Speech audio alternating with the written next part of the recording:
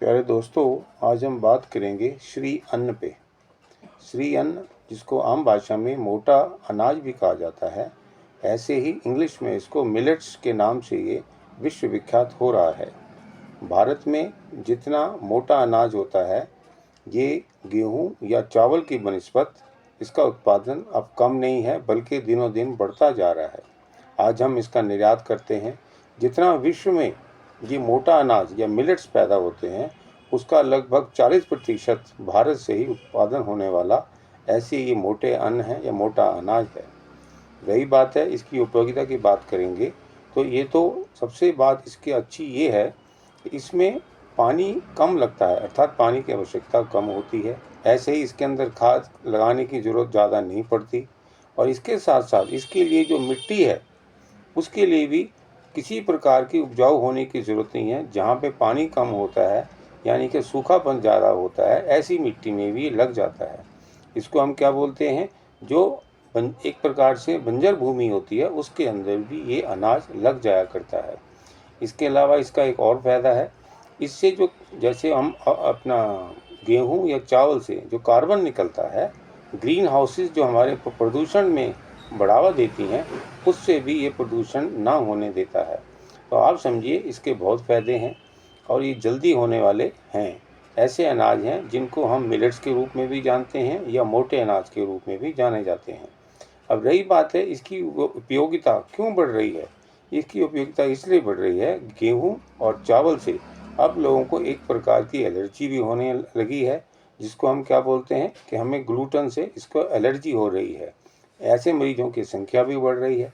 जबकि जो मैंने आपको मोटे अन्न की बात करी, ये जैसे हैं जौ है, ज्वार है, बाजरा है, रागी है, मकई है, ऐसे 8 एक प्रकार से ये ऐसे अनाज हैं जिनसे ना ग्लूटेन होता है, बेशक इनसे एलर्जी नहीं होती है।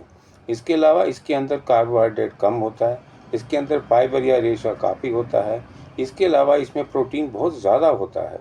रही बात है कि इसके अंदर बहुत सारे ऐसे मिनरल हैं जो शरीर के लिए उपयोगी हैं। तो आप ये समझें, इसकी उपयोगिता के हिसाब से इसमें जीवनीय द्रव्य बहुत ज़्यादा होते हैं, इसलिए इसका उपयोग अब ज़्यादा होने लगा है।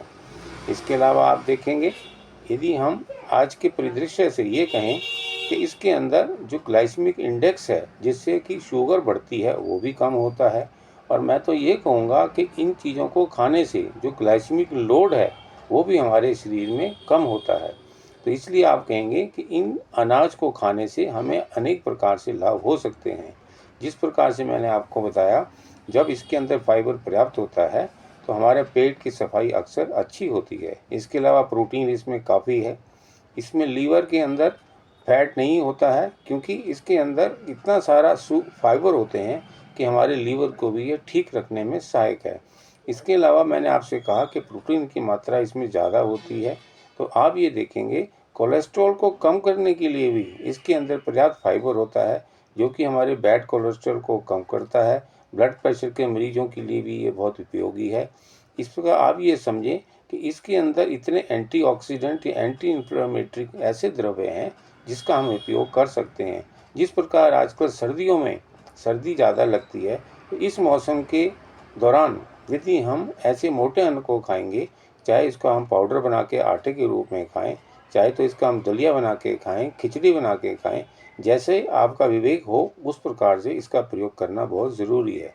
जिस प्रकार से आज की डेट में बीमारियां बढ़ रही हैं, डायबिटीज़ है, लीवर की प्रॉब्लम है, हार्ट डिजीज़ बढ़ रही है, हार्ट अटैक्स बढ़ रहे हैं। यदि मैं कहूँ कि बच्चों को भी कम से कम 2 या 3 साल की छोटी उम्र के बच्चे हैं, उनको भी यदि हम 50 ग्राम किसी भी मोटे अन्न का हम उनका सेवन कराएंगे, तो उनको भी ना तो उनका मोटापा बढ़ने लगेगा, ना उनका ज़्यादा वज़न होगा, और उनके शरीर के भीतर के अंग उनके ठीक रहेंगे, स्वस्थ रहेंगे।